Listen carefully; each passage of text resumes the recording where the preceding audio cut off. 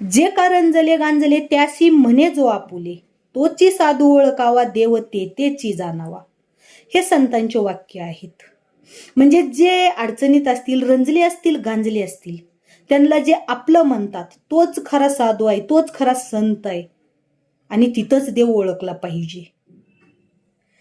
पण आता हे आपला मराठा समाज हा रंजला गांजला आहे परिस्थितीनं.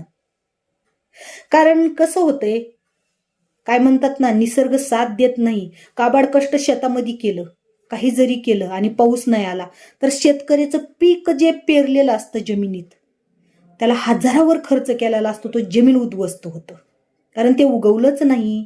पावसाच्या अडचणीमुळे जरी उगवलं तरी ते व्यवस्थित आलंच नाही.